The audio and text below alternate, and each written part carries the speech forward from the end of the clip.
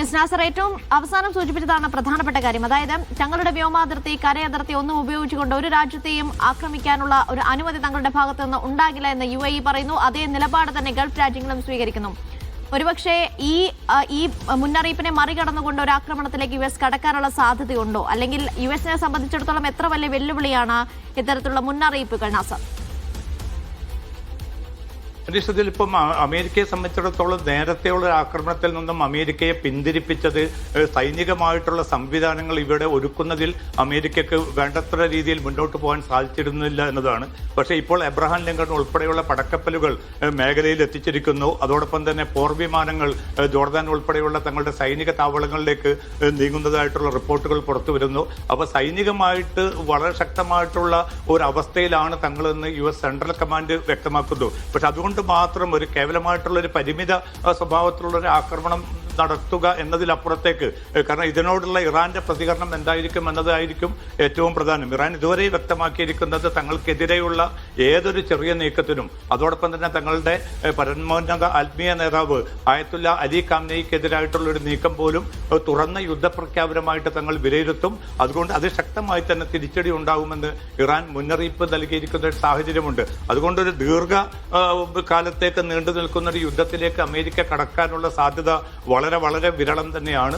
അതേസമയം ഇറാന് മേൽ കൂടുതൽ സമ്മർദ്ദം ചെലുത്താൻ, സൈനികമായിട്ടുള്ള സമ്മർദ്ദം ചെലുത്തിക്കൊണ്ട് ഇറാനെ പരമാവധി വിധേയപ്പെടുത്താനുള്ള ഒരു നീക്കമായിരിക്കും ആദ്യഘട്ടത്തിൽ അമേരിക്ക നടത്തുന്നത്. പക്ഷേ ട്രംപിനെ സംബന്ധിച്ചിടത്തോളം നമ്മൾ മുമ്പൊക്കെ കണ്ടതാണ്, അദ്ദേഹത്തെ പ്രവചിക്കാൻ ബുദ്ധിമുട്ടാണ്. അദ്ദേഹം ഏത് നീക്കം നടത്തും, ഏത് നടപടിയായിരിക്കും അദ്ദേഹം നടത്തുക, അത് മേഖലയിൽ വലിയ പ്രത്യാഘാതങ്ങൾ ഉണ്ടാക്കുമെന്ന തിരിച്ചറിവിന്റെ അടിസ്ഥാനത്തിൽ അത്തരമൊരു നീക്കത്തിൽ നിന്ന് ഇനിയും അദ്ദേഹം പിന്മാറുമോ എന്നതുൾപ്പെടെയുള്ള ചോദ്യങ്ങൾ ബാക്കി നിൽക്കുകയാണ്. പക്ഷേ ഗൾഫ് രാജ്യങ്ങളെ സംബന്ധിച്ചിടത്തോളം UAE ഉൾപ്പെടെയുള്ള രാജ്യങ്ങൾ തങ്ങളുടെ നിലപാട് വളരെ ശക്തമായി തന്നെ ഇപ്പോൾ വ്യക്തമാക്കിയിരിക്കുകയാണ്. കാരണം തങ്ങളുടെ അതിർത്തികൾ മൂന്നും, കര, വ്യോമ, നാവിക അതിർത്തികൾ പ്രയോജനപ്പെടുത്താൻ ആരെയും അനുവദിക്കുകയില്ല.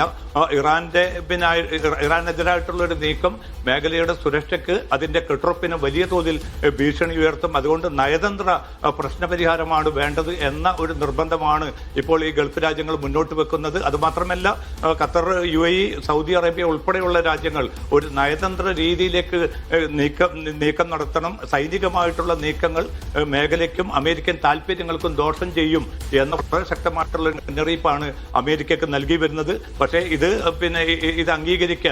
അംഗീകരിച്ചുകൊണ്ട് ഈ യുദ്ധസന്നാഹങ്ങളിൽ നിന്ന് പിന്മാറാൻ ട്രംപ് ഭരണകൂടം തയ്യാറാകുമോ? അതല്ല ഇസ്രായേൽ പ്രധാനമന്ത്രി നെതന്യാഹുവിന്റെ പ്രേരണയും അതോടൊപ്പം തന്നെ അദ്ദേഹത്തിന്റെ നിർബന്ധവും മുഖവിലക്കെടുത്തുകൊണ്ട് ഇറാനെതിരെ വീണ്ടും ആക്രമണം നടത്താൻ, കാരണം അത്തരമൊരു ആക്രമണം നടത്താൻ ട്രംപ് തയ്യാറാകുമോ എന്നതും വളരെ പ്രധാനമായിരിക്കും. എന്തായാലും വരും ദിവസങ്ങൾ വളരെ നിർണായകമായിരിക്കുമെന്നാണ് ഈ സൈനിക സന്നാഹങ്ങളും മുന്നൊരുക്കങ്ങളും നൽകുന്ന കൃത്യമായിട്ടുള്ള സൂചന. അനീഷ.